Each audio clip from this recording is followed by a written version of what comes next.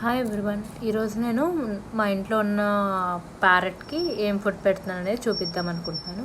ఇది చూసారు కదా, pets life hand feeding formula. హ్యాండ్తో ఫీడ్ చేసే అనమాట. ఇది మన హ్యాండ్తో ఫీడ్ చేసి పెట్టాల్సింది. వాటికి అవి తినాలి అంటే కొన్ని మంత్స్ పడుతుందండి. So up to 1 or 2 months మనం హెల్ప్ చేయాలి వాటికి హ్యాండ్తో ఫీడ్ చేస్తూ. సో చూసారు కదా, ఇప్పుడు నేను మా ఇంట్లో ఉన్నదేమో టాకింగ్ ప్యారెట్ అనమాట. దానికి ఈ ఫార్ములా తీసుకొచ్చాను. సో దీనికి ఏంటంటే ఎలా యూజ్ చేయాలి ఏంటి అనేది మొత్తం అంతా ప్రిపరేషన్ ఎలానే అనేది బ్యాక్ సైడ్ రాసేసి ఉంది ఆల్రెడీ. సో అది ఫాలో అవుతూ మనం ఈజీగా వాటికి పెట్టేయచ్చు అనమాట. చూడండి, ఫస్ట్ నార్మల్గా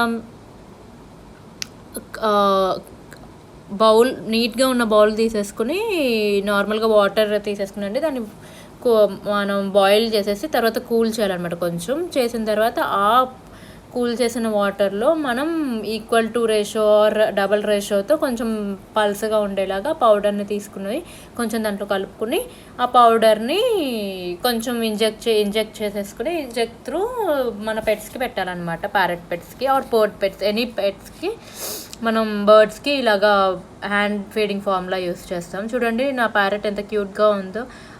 దానికి ఆల్రెడీ ఆ ఫుడ్ దాంట్లో నుంచి పెడతానని తెలుసు, రోజు పెడతాను కాబట్టి. సో కొత్త ఇంజెక్షన్ తీసుకొచ్చానండి. ఎవ్రీ వీక్లీ 1 or 2 weeks ఒకసారి మారుస్తాను నేను.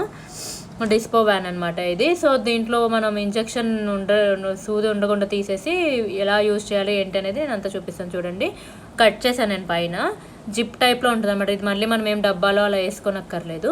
సో ఆ జిప్ను ఓపెన్ చేసేసి నేను 1.5 spoon పెడతానండి. మీల్కి వచ్చేసి ఒక మీల్ మనం 1 spoon ఇవ్వచ్చు. సో నేను ప్రస్తుతానికి ఇప్పుడు 1.5 spoon చేసుకుంటున్నాను ఒక మీల్కి. అది ఎలాగో మీకు చూపిద్దాం అనుకుంటున్నాను. చూడండి, 1.5 తీసుకున్నాను. సో ఇది సరిపోతుంది అనమాట. దానికి ఇష్టమైతే ఫుల్ తినేస్తుందండి, లేదు అంటే వద్దు అనేసి బ్యాక్ సైడ్ వెళ్ళిపోతూ ఉంటుంది. సో మనకి ఇండికేషన్స్ తెలిసిపోతూ ఉంటాయి దానికి ఇష్టంగా తింటుందా, హెవీ అవుతుందా, ఇంకా కావాలా అనేది. సో ఇప్పుడు నేను వాటర్ మిక్స్ చేస్తున్నాను. చూడండి, ఇది ఆల్రెడీ బాయిల్ చేసిన వాటర్ అనమాట, కూల్ చేసి ఉంచాను. సో ఇలా మిక్స్ చేసేసుకోవాలి. కొంచెం లూజ్గా మిక్స్ చేసుకోవాలండి. సో నేను కొంచెం వాటర్ పోస్తున్నాను, కొంచెం టైట్గా ఉంది కదా, దానికి పెట్టడానికి ఇంజెక్షన్లో ఈజీగా ఉండడానికి, డైజెస్ట్ అవ్వడానికి కొంచెం లూజ్గా పెట్టుకుంటేనే బెటర్ అండి. సో నేను కొంచెం వాటర్ మిక్స్ చేసుకుంటున్నాను.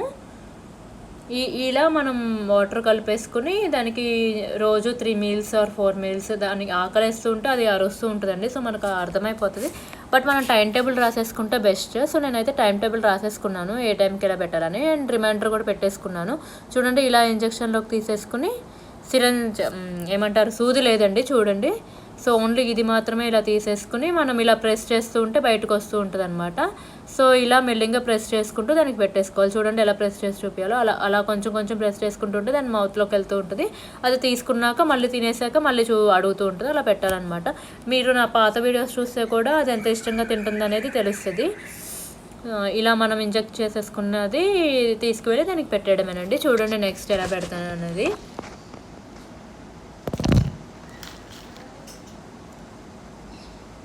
గట్టిగా పట్టుకోకూడదండి ప్యారెట్ని. జస్ట్ నేను చూసారు కదా ఫింగర్స్తో పట్టుకున్నాను, అది కూడా లూజ్గా పట్టుకోవాలి.